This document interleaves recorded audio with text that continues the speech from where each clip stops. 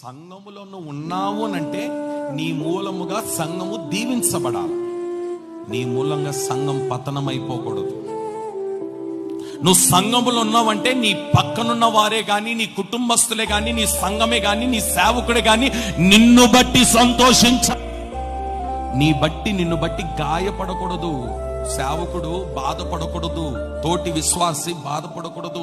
ఈ వ్యక్తి మా కుటుంబానికి ద్రోహం చేస్తున్నాడు, ఈ వ్యక్తి సంఘానికి అన్యాయం చేస్తున్నాడు, ఈ వ్యక్తి సేవకునికి విరోధంగా చేసే వ్యక్తి అనే పదం గాని వచ్చిందా నీ గురించి, నువ్వు గొంగలి పురుగు జాగ్రత్త.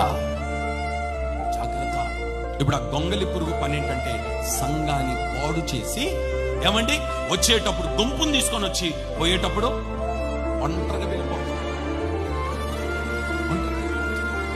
ఈరోజు ప్రియ సహోదరి సహోదరులారా, దేవుడే పంపినడంటే ఈ మిడతలను.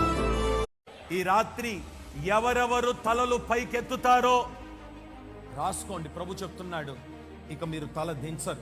ఎవరి దగ్గర అవమానపరచబడరు, శత్రువుల దగ్గర ఓడిపోరు, అవమానము చేత తలదించుకోరు, ఎక్కడ మీకు నష్టము కలగదు, ఎక్కడ వెళ్ళి ఏ మనుషుడి దగ్గర చేతులు చాపే పరిస్థితి నా దేవుడు రానివ్వడు. నీతో సంఖ్యలు విడిపోతున్న నెల ఈ నెల, నిన్ను బలపరిచే దేవుడు సంఖ్యలు విడిపోయేటట్టుగా చేయబోతున్నాడు, ఊడి పడిపోయేటట్టుగా చేయబోతున్నాడు. నీ మీద దేవుని కృప విస్తరిల్లునుగాక.